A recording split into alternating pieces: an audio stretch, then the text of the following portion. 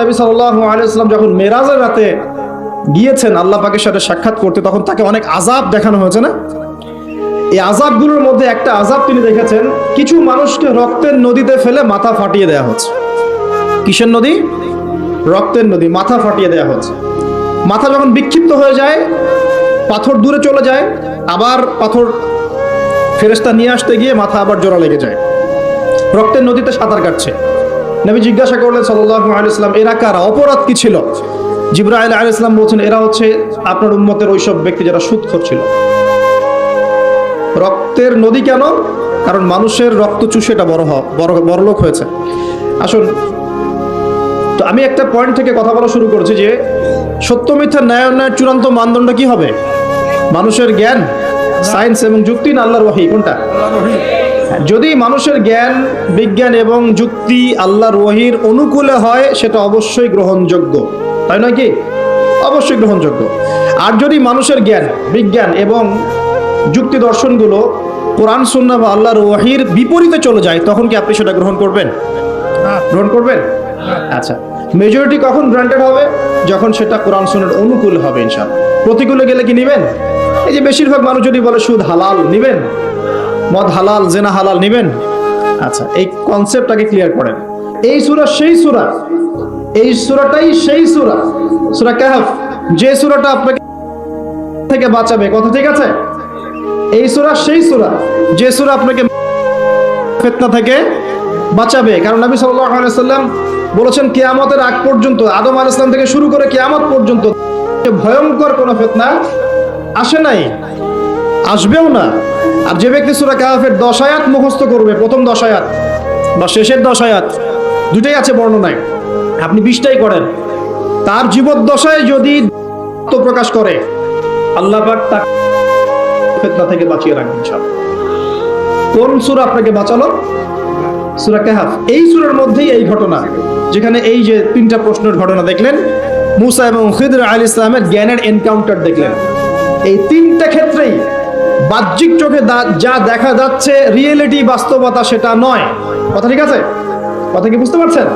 বাহ্যিক চোখ দিয়ে যা দেখা যাচ্ছে রিয়েলিটি, বাস্তবতা সেটা নয়। ঠিক যুগটাও এরকমই হবে। বাইরের চোখে যা যা দেখবেন সবই ফেক, রিয়েলিটি, বাস্তবতার সাথে এদের কোনো সম্পর্ক নাই।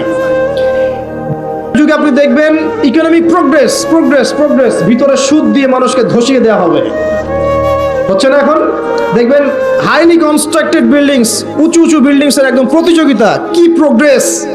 কিন্তু এখানে দেখবেন করাপশন, দুর্নীতি, মানুষের আত্মসাৎ, সম্পদ আত্মসাৎ, এবং নগ্ন পদে রাখাল শ্রেণীর মানুষরা উঁচু উঁচু বিল্ডিং নির্মাণ করছে সুদ দিয়ে এবং দুর্নীতির মাধ্যমে। এটাও কিয়ামতের একটা আলামত। এখানে আপনি দেখবেন নারীরা এগিয়ে যাচ্ছে, মাশাআল্লাহ, একদম ছুটছে দুরন্ত বেগে উন্নতি, অগ্রগতি, প্রোগ্রেসের দিকে। বাস্তবিক অর্থ হচ্ছে ওরা ছুটছে জাহান্নামের দিকে। দেখবেন ফেমিনিস্ট রেভলিউশন দিয়ে একদম মেয়েদের অধিকার আদায় করে একদম মুখের ফেনা তুলে ফেলেছে। বাস্তবতা হচ্ছে একটা মেয়ের রাস্তাঘাটে ইজ্জতের কোনো গ্যারান্টি নেই। রিয়েলিটি, বাস্তবতা এবং বাহ্যিকতা, দুটার মধ্যে কোনো মিল থাকবে না যুগে। আমি বলছি না বের হয়ে গেছে, এটা বলছি না। এবং এই কারণেই এই বর্তমান বিশ্বের বাস্তবতা আর বাহ্যিকতার মধ্যে আদতে কোনো মিল নাই। যা দেখছেন মিথ্যা, যা দেখছেন সব সত্য নয়, বেশিরভাগই মিথ্যা। দেখছেন নারীর অধিকার আন্দোলন, প্রোগ্রেস, আসলে নারীর সম্মানের কোনো এখানে কোনো গ্যারান্টি নাই। নারীকে পণ্য বানিয়ে ফেলা হচ্ছে, পণ্য। তার দেহের প্রদর্শনী দিয়ে কোটি কোটি টাকার ডলারের ব্যবসা করা হচ্ছে। আপনি দেখছেন যে অর্থনীতি খুব এগিয়ে যাচ্ছে, দেখবেন এই যে কাগজের টাকা তো যাবেই, পুরো ওয়ার্ল্ডের ব্যাংকিং সিস্টেমটাই হুমকির মুখে ইনশাআল্লাহ। বলবে ভবিষ্যৎবাণী করছে গণক বক্তা, তুমি তো খিদির নাও, তুমি সেটা দেখবা কেমন করে? তুমি তো খিদির নাও, তুমি সেটা শুনবা কিভাবে? তোমার সেই শোনা বোঝার এখনো দক্ষতা, মারিফত অর্জিত হয় নাই। এই কারণেই তুমি মুআজ বিন জাবাল রাদিয়াল্লাহু আনহুর মাকবারার সামনে দাঁড়ালেও কোনো ঘ্রাণ পাবা না, হামজা রাদিয়াল্লাহু আনহুর মাকবারার সামনে দাঁড়ালেও কোনো ঘ্রাণ পাবা না, পাবা না তুমি, বিকজ তোমার ভিতরটা ইন্টারনালি করাপ্টেড। আগে নিজের হৃদয়টাকে, নফসটাকে পবিত্র করো। আল্লাহ পাক সবাইকে সবকিছু দেন না। ওই পোস্টে পরে যাই, এখানে শেষ করি। এই জায়গায় রিয়েলিটি আপনি দেখেন, মনে হচ্ছে সারা ওয়ার্ল্ড খুব সুন্দর এগিয়ে যাচ্ছে, পারমাণবিক বোমা তৈরি হচ্ছে, হ্যাঁ, মানে আমাদের অস্ত্র শস্ত্র বাড়ছে, অথচ একটা নিউক্লিয়ার যুদ্ধ সারা ওয়ার্ল্ডকে ধ্বংস করে ফেলে দেবে। বাহ্যিকভাবে মনে হচ্ছে খুব এগিয়ে যাচ্ছে, কিন্তু ডেঞ্জারাস একটা জায়গায় ওয়ার্ল্ড দাঁড়িয়ে আছে। যে কোনো জায়গাতেই দেখবেন আপনি থার্ড ওয়ার্ল্ড ওয়ার শুরু হয়ে যেতে পারে। মানুষের অধিকারের নামে মানুষের অধিকার হরণ করা হচ্ছে, অধিকার প্রতিষ্ঠার নামে অধিকার হরণ করা হচ্ছে, নারী অধিকার প্রতিষ্ঠার নামে ওদেরকে পণ্য বানানো হয়েছে, ইকোনমিক প্রোগ্রেসের নামে সুদ খাওয়ানো হয়েছে। আপনার উম্মার স্বার্থে কাজ করব এইসব স্লোগান দিয়ে মুসলিম উম্মার মধ্যে বিভক্তি সৃষ্টি করে ফেলা হয়েছে। করা হয় নাই? হয়েছে। ন্যায় বিচার প্রতিষ্ঠার নামে ওই যে পশ্চিমারা সারা বিশ্বে ডেমোক্রেসি প্রতিষ্ঠা করতে চায়, ন্যায় বিচার মানবাধিকার প্রতিষ্ঠার নামে সারা বিশ্বে লক্ষ লক্ষ মানুষকে হত্যা করা হয়েছে। হয় নাই? সিরিয়াতে হয়নি? ইয়েমেনের বাচ্চাদেরকে হত্যা করা হয়নি? Iraq, Iran, Libya, Lebanon, Jordan, প্যালেস্টাইনে হয়নি? এই যে রোহিঙ্গাদের এবং এই যে উইঘুরদের ক্ষেত্রে হয়নি? সব মানবাধিকার প্রতিষ্ঠার নামে লক্ষ লক্ষ মুসলিমকে হত্যা করা হয়েছে। যা দেখছেন বাইরে রিয়েলিটি এক জিনিস নয়। প্রতিটা ক্ষেত্রে দেখছেন পরিবার খুব সুখের জায়গা, পরিবার এখন ভাঙছে। দেখছেন খুব ভালোবাসা বাইরে, এগুলো জেনা হচ্ছে, জেনা। বাইরে খুব ভালোবাসা সম্পর্ক, এটা জেনা। দেখছেন আপনি যে এই যে কি বলবো, গ্লোবাল অ্যাফেয়ার্সে মুসলিমদের কিছু আইওয়াস শোডাউন দেখছেন, আদতে দেখবেন বড় বড় যে জিনিসগুলো, সেক্টরগুলো সবগুলো ওরা কন্ট্রোল করছে, আমরা নিয়ন্ত্রিত হচ্ছে। আপনার কাছে মনে হচ্ছে আপনি টেকনোলজি ইউজ করে খুব এগিয়ে যাচ্ছেন, বেশিরভাগ টেকনোলজি ওরা কন্ট্রোল করছে। আপনার প্রাইভেট লাইফে কি করেন সেটাও তারা জানে। তো আমি একটা বিষয়ে ফোকাস করতে চাচ্ছি, মুসা এবং খিদর আলাইহিস ইসলামের এই যে জ্ঞানের এনকাউন্টার, এখান থেকে আপনাকে একটা শিক্ষা নিতে হবে। সেটা হলো ফিতনাময় যুগে, ফিতনাময় বিশ্বে বাহিরে যা দেখা যায় আর বাস্তবতার মধ্যে আকাশ পাতাল পার্থক্য থাকতে পারে। এই বিষয়টা প্রত্যেকটা সেক্টর ঘেটে ঘেটে আপনি খেয়াল করেন, আপনি বুঝতে পারবেন। ইভেন আমাদের মুসলিমদের মধ্যেও দেখবেন মানুষকে ভালো কিছু দেওয়ার নাম করে মানুষকে বড় বড় ওলামায়ে কেরাম থেকে সরিয়ে দেওয়া হয় নাই? মানুষকে আলেম ওলামার সোহবত থেকে সরিয়ে দেওয়া হচ্ছে না? একা একা তুমি দিন পালন করো, বুখারী মুসলিম পড়ো, মুফতি হয়ে যাও, হচ্ছে না? এগুলো হচ্ছে, মানে বাহ্যিকতা যা দেখছেন রিয়েলিটির মধ্যে অনেক পার্থক্য, অনেক সমস্যা। কিছু মানুষ বলছে লা ইলাহা ইল্লাল্লাহ বললেই জান্নাতে চলে যাওয়া যাবে, আমলের কোনো দরকার নাই। কিছু মানুষ বলছে তাকদির বলতে কিছুই নাই। আবার কিছু মানুষ বের হয়েছে বলছে যে কোরআন মানলেই হবে, হাদিস মানার দরকার নাই। আবার পাঞ্জাবের এক মায়ের সন্তান, সে বলছে, পাঞ্জাবি মায়ের সন্তান যে পাঞ্জাবি ভাষায় কথা বলে, সে বলছে সে মাহদি, অথচ ইমাম মাহদি আরবি ভাষায় কথা বলবেন। সে পরে বলছে সে ঈসা, তারপরে বলছে রাসূল সাল্লাল্লাহু আলাইহি ওয়াসাল্লাম শেষ নবী নয়, আরো নবী আসতে পারে। কাদের কথা বলছি বুঝতে পারছেন না?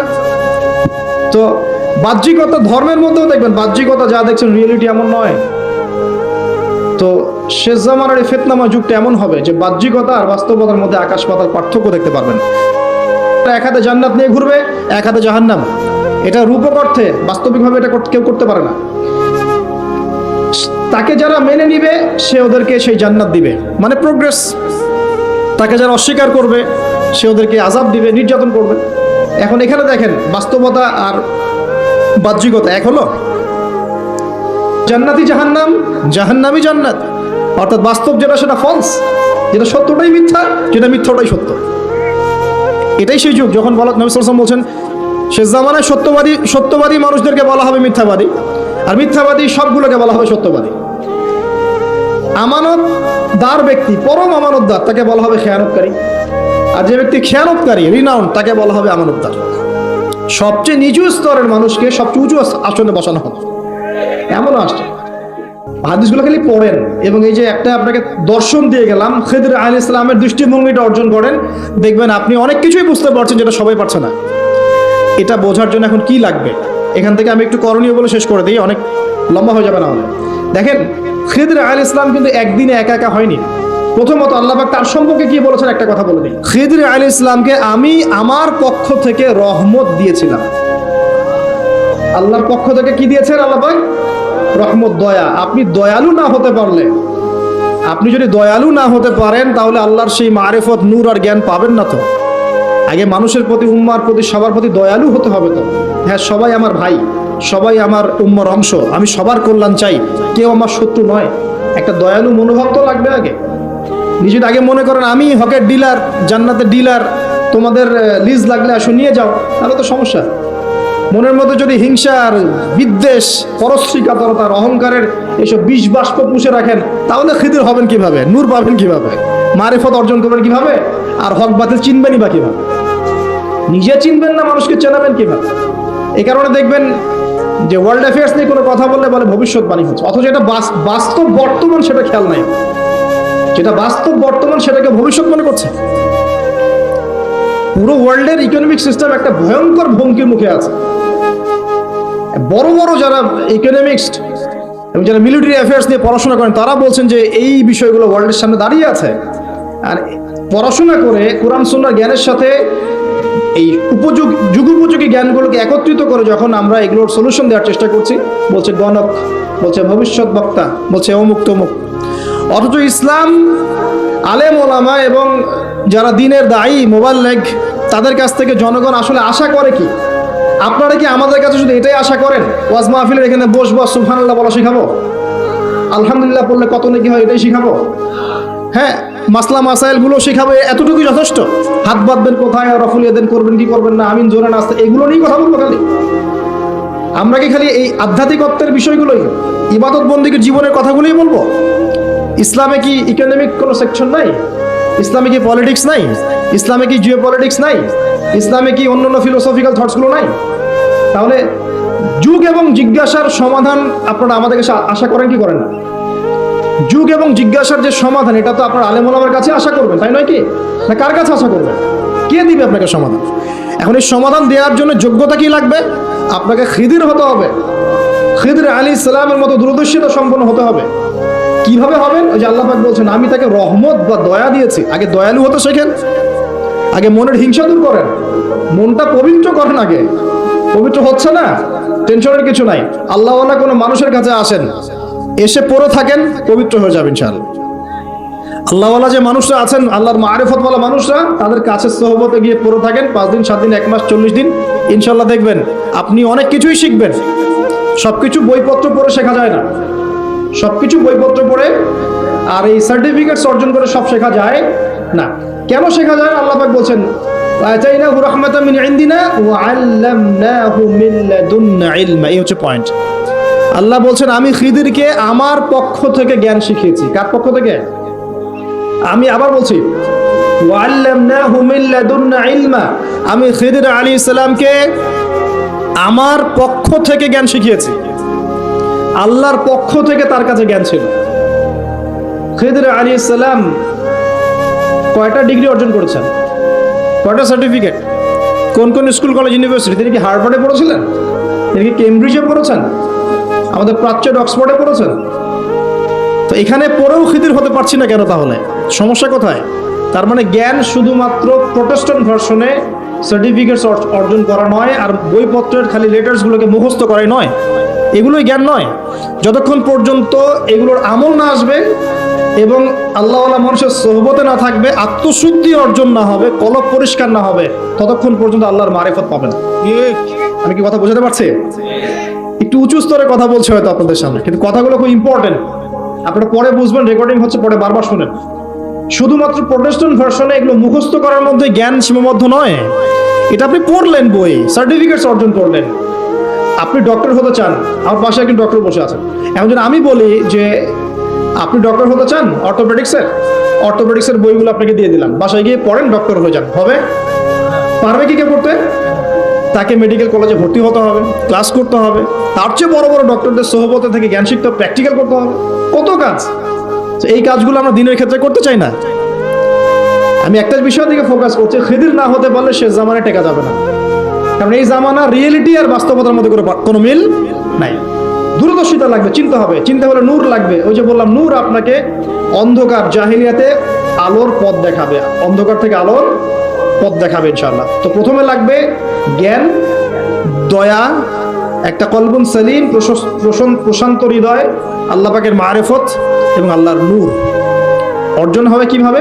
প্রথমে আপনি জ্ঞান অর্জন করে আমল করবেন, এরপর আল্লাহওয়ালা মানুষের কাছে থাকবেন, তাদের সাথে সম্পর্ক রাখবেন, আলেম ওলামা থেকে ডিটাচড হয়ে থাকবেন না, কখনো না।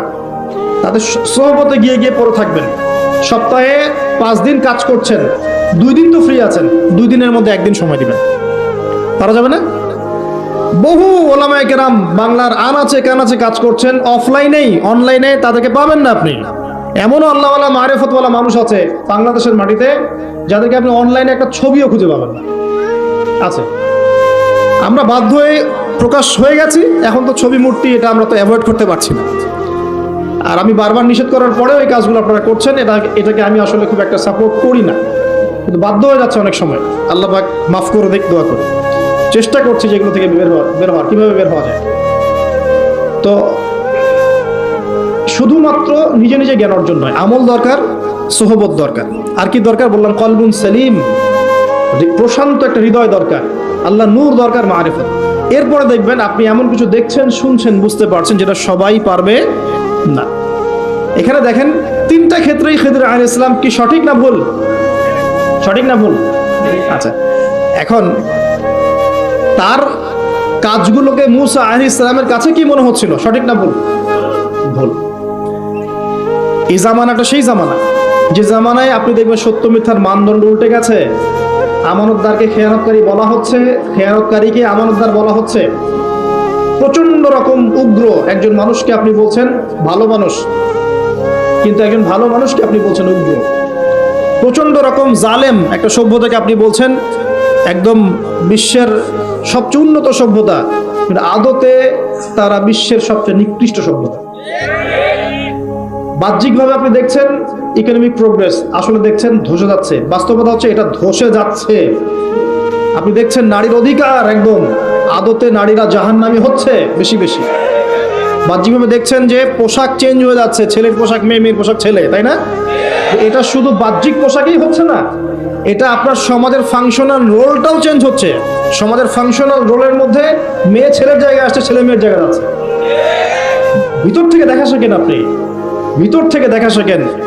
দেখছি আমরা উম্মার জন্য অনেক কিছু করে ফেলছি, কিন্তু আদতে আমরা এখন ঐক্যবদ্ধই হতে পারছি না। আমরা সবাই মিলে একটা জায়গায় আসতেই পারছি না এখনো। ছোটখাটো বিষয়গুলোকে নিয়ে অনলাইন অফলাইন গরম করে রেখে দিচ্ছে একেবারে, তাই না? অথচ বাস্তবতা হচ্ছে দিন দিন মানুষ খ্রিস্টান হচ্ছে, দিন দিন মানুষ কাদিয়ানি হচ্ছে, দিন দিন মানুষ শিয়া হয়ে যাচ্ছে, উম্মার ঐক্য বিনষ্ট হচ্ছে। মিডিয়া, প্রযুক্তি, ফাইন্যান্স সব পশ্চিমারা নিয়ে নিচ্ছে। আমরাই বসে বসে এইভাবেই আছি। আপোষ ইখতিলাফ, এগুলো টোটালি টাইম ওয়েস্ট করা। আর কি বলবো, এগুলো থেকে দূরে থাকতে গিয়েও পারা যাচ্ছে না, মানুষ জোর করে টেনে নিয়ে আসছে এখানে। দূরে থাকতে গিয়েও পারা যাচ্ছে না, মানুষ জোর করে টেনে নিয়ে আসছে এখানে। বিশ্বে কত বড় বড় ইস্যু চলছে, কোনো ইস্যু নিয়ে কোনো কথা নাই। কয়দিন আগে হ্যালোইন না হলোইন একটা উৎসব হয়েছে না আরবে, একটা ঘোমটাওয়ালা কোনো কথা বলে নাই। একটা ঘোমটাওয়ালা, কোনো ঘোমটাওয়ালা একটা কথা বলে নাই এই উৎসব নিয়ে। বলেছে? বলে নাই। ইয়েমেনে বোম্বিং, বহু শিশু, মাসুম শিশুকে টোটালি ম্যাসাকার, কিল করা হয়েছে, একটা কথা বলে নাই। কখন বলেছে? একটা স্ট্যাটাস দেয় নাই। আমাকে খুঁজে নিয়ে দেখেন। পেট্রোল এবং ডলার, এই মনিটারি সিস্টেম চলেছে, এর ফলশ্রুতিতে ডলার হয়েছে সারা ওয়ার্ল্ডের রুলিং কারেন্সি। একটা অন্যায়ের প্রতিবাদ করা হয়নি। সিনেপ্লেক্স, অশ্লীলতা, মাদক, এসবের বিরুদ্ধে যারা যারা কথা বলেছিলেন সবগুলোকে ঢুকিয়ে রাখা হয়েছে ভিতরে। ঘুমটাওয়ালা একজন একটা কথা বলেনি, একটা কথা বলেনি, একটা কথা না। বিশ্বের এই যে কয়দিন আগে নবী সাল্লাল্লাহু আলাইহি ওয়াসাল্লাম অবমাননা ইস্যু হয়েছিল না, জেনারেল ভাইরা আন্দোলন করেছিল রাস্তাঘাটে, জেনারেল ভাইরা। তখন এরাই ঘোমটা দিয়ে বলেছে যে এইসব করা যাবে না, নবীর প্রতিবাদ করা যাবে না, নবী সাল্লাল্লাহু আলাইহি ওয়াসাল্লামের অবমাননা কোনো প্রতিবাদ করা যাবে না, এটা নাকি অন্যায় হচ্ছে। কি করতে হবে? ঘরের কোণে ফিস করে কানে কানে বলতে হবে, জানো নবীকে না একজন অবমাননা করেছে। অনলাইনে বলা যাবে না, বলেনি? মানুষ সব ভুলে গেছে নাকি? এই কয়দিন আগে তাবলিগ জামাত, একটা মাকবুল জামাত, বাংলাদেশের সারা সাবকন্টিনেন্টের একটা মাকবুল জামাত, কয়দিন আগে বলেছে নিষিদ্ধ, ব্যান্ড, বলে নাই? বিগার ইস্যুসগুলো নিয়ে ওয়ার্ল্ড অ্যাফেয়ার্সে কি হচ্ছে, দেশের অর্থনীতির কি হচ্ছে, সামনে একটা ইকোনমিক স্যাংশন আসছে, দুর্ভিক্ষের মতো অবস্থা তৈরি হচ্ছে। কি হবে এখানে, কি করবে মানুষ? কোনো সলিউশন নাই।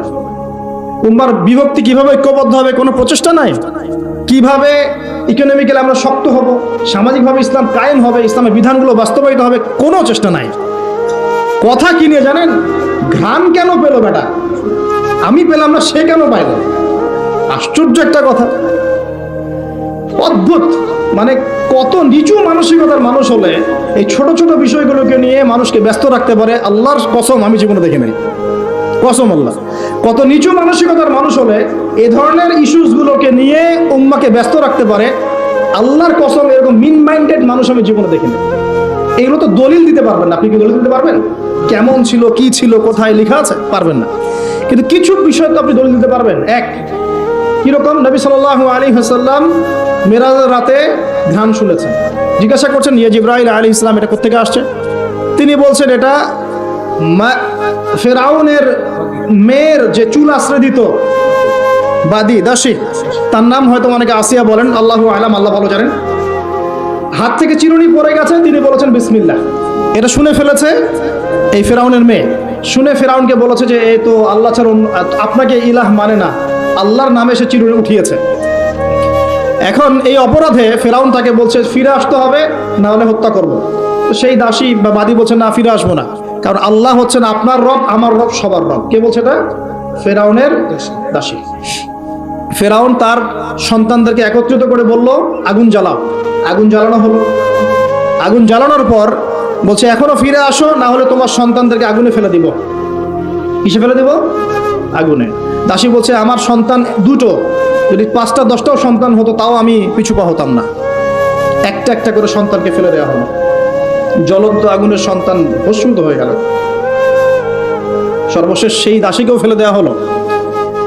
জিবরাইল আলাইহিস সালাম বলছেন, ওই যে দাসী এবং তার সন্তানদেরকে যেখানে দাফন করা হয়েছে সেই সালামের সময়ে, আর সেই ঘটনা প্রকাশ পেয়েছে নবী মুহাম্মদ সাল্লাল্লাহু আলাইহি ওয়াসাল্লামের মেরাজে। সুবহানাল্লাহ। আরেকজন সাহাবী আনাস বিন নাদর রাদিয়াল্লাহু আনহু, আনাস বিন নাদর রাদিয়াল্লাহু আনহু, উহুদের যুদ্ধ হচ্ছে। উহুদের যুদ্ধের মধ্যে একবার একটা গুজব ছড়িয়ে পড়লো। কি গুজব? গুজবটা হচ্ছে যে মুহাম্মদ সাল্লাল্লাহু আলাইহি ওয়াসাল্লামকে হত্যা করা হয়েছে, নাউযুবিল্লাহ। তো অনেক সাহাবী তখন অস্ত্র ফেলে দিয়ে এইভাবে বসে আছে। তো আনাস বিন নাদর রাদিয়াল্লাহু আনহু তিনি বলছেন, তোমরা অস্ত্র ফেলে দিয়েছো কেন? তখন তিনি বলছেন, যাকে হত্যা করা হয়েছে তিনি যদি নিহত হয়ে থাকেন তাহলে আমাদের বেঁচে থেকে কি লাভ? এখন তিনি ছুটছেন, ঘোড়সওয়ার হয়ে ছুটছেন। এক পর্যায়ে তিনি বলছেন সাদ বিন মুয়াজ রাদিয়াল্লাহু আনহুকে, হে সাদ বিন মুয়াজ। তো আনাস বিন নাদর রাদিয়াল্লাহু, আমি পয়েন্ট আউট করে দেই, রাসূল সাল্লাল্লাহু আলাইহি ওয়াসাল্লাম মেরাজের রাতে ঘ্রাণ পেয়েছেন। আনাস বিন নাদর রাদিয়াল্লাহু আনহু উহুদের মাঠে বলছেন আমি ঘ্রাণ পাচ্ছি, ছুটে চললেন, শহীদ হয়ে গেলেন। ইভেন ইমাম বুখারী রাহিমাহুল্লাহকে যখন দাফন করা হয়, তাকে যারা দাফন করছেন তারা বলছেন আমরা মিশক আম্বরের গন্ধ পাচ্ছি। এখন বাস্তবতা আর এই যে দৃশ্যমান জগৎ সবকিছুকে পেনিট্রেট করার জ্ঞান তো আল্লাহ পাক সবাইকে দেন নাই। সবাইকে তো সব বুঝ আল্লাহ পাক দিবেন না। কেউ যদি পেয়ে যায়, কেউ যদি না পায়, এটা থেকে সত্য মিথ্যার পার্থক্য হয়ে যায়, বা আকীদা খারাপ ভালো মন্দের পার্থক্য হয়ে যায়। এতে করে কেউ কবর পূজারি, মাজার পূজারি হয়ে যায়। সুবহানাল্লাহ। কেন পাচ্ছ না তুমি?